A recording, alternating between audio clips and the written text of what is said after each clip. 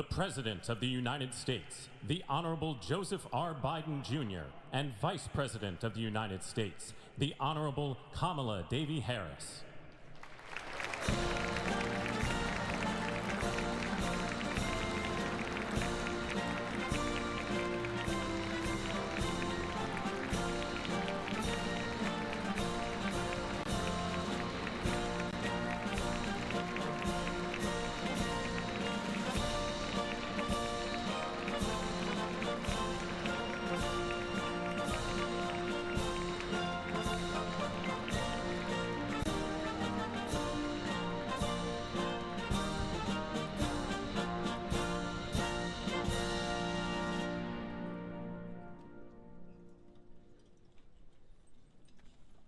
Ladies and gentlemen, escorting the Vice President-elect, the Executive Director for the Joint Congressional Committee on Inaugural Ceremonies, Mr. Michael Wagner, Senate Deputy Sergeant-at-Arms and Doorkeeper, Jason Bell, and House Deputy Sergeant-at-Arms, Mr. Sean Keating.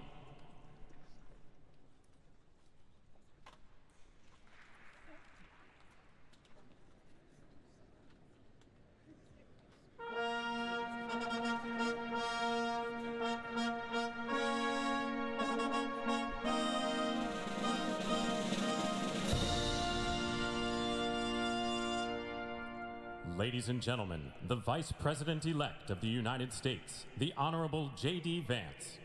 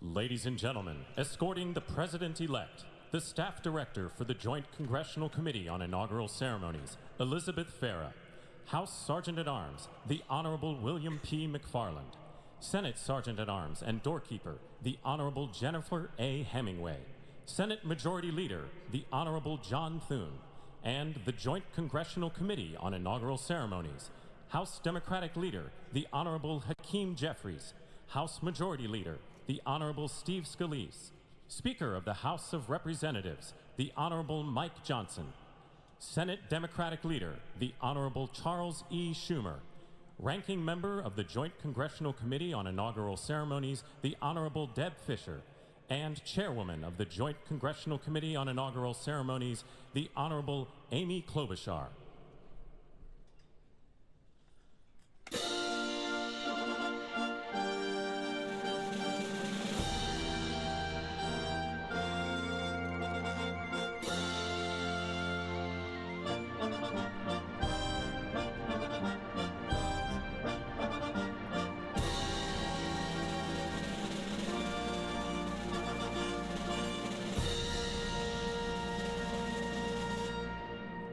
Ladies and gentlemen, the President-elect of the United States, the Honorable Donald John Trump.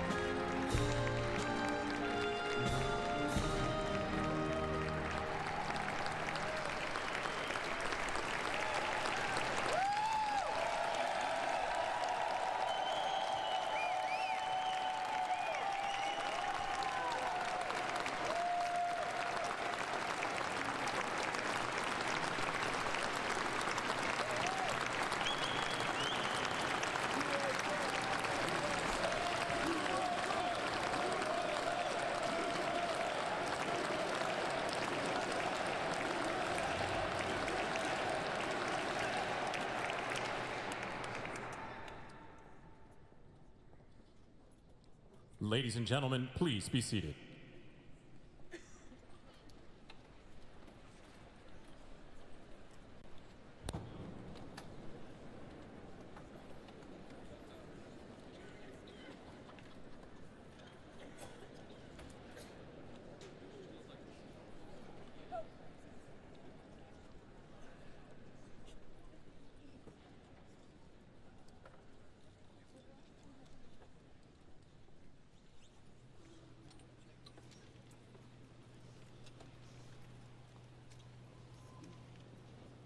Please welcome the chairwoman of the Joint Congressional Committee on Inaugural Ceremonies, the Honorable Amy Klobuchar.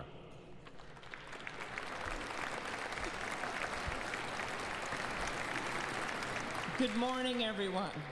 Welcome to the 60th presidential inauguration. Today, President-elect Trump and Vice President-elect Vance will take their oaths of office, and we will witness the peaceful transfer of power at the heart of our democracy.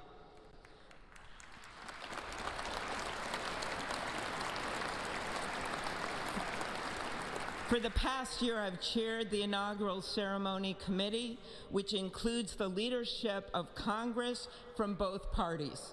We thank the committee and Capitol staff and law enforcement who worked so hard over the last year, and especially the last 3 days. You've done a beautiful job, and you have shown grace under pressure.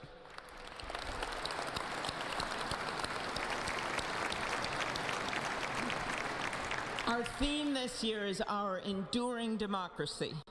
The presence of so many presidents and vice presidents here today is truly a testament to that endurance. We welcome President Biden and Dr. Biden. We welcome Vice President Harris and Doug Emhoff, President Obama, President Clinton and Secretary Clinton, President Bush and Laura Bush, Vice President Pence, Vice President Quayle and Marilyn Quayle.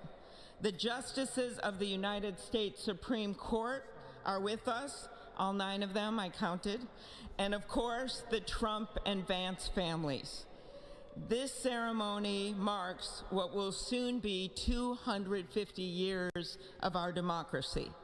It is the moment when leaders, elevated by the will of the people, promise to be faithful to our Constitution, to cherish and defend it. It is the moment when they become, as we all should be, the guardians of our country.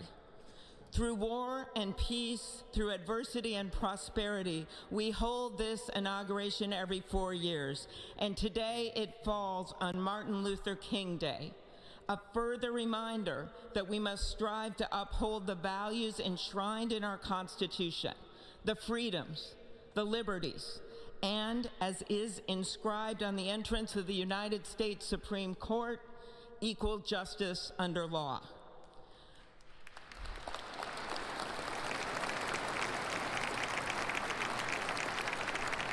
But what makes this moment more than a passing ceremony is all who are watching it across the country, the people of this nation, the ordinary people doing extraordinary things. President Kennedy, who at one point worked as a senator in this building and would often walk through this very rotunda, once said, "In a democracy, every citizen, regardless of interest in politics, holds office. Every one of us is in a position of responsibility." With that responsibility of citizenship comes an obligation not to seek out malice, as President Lincoln once reminded us, but to view others with a generosity of spirit, despite our differences. With that responsibility of leadership comes an obligation to stand our ground when we must and find common ground when we can. With everything swirling around us, the hot mess of division, it is on all of us, to quote an incredible songwriter who just happened to be born in my state, to ensure that our nation's democracy is our shelter from the storm. There's a reason this ceremony takes place at the Capitol. In other countries, it might be in a presidential palace or a gilded executive office building. Here, it is traditionally held at the Capitol, the People's House. It is a fitting reminder of the system of checks and balances that is the very foundation of our government. 3 equal branches of government. That is how, for nearly 250 years, our great American experiment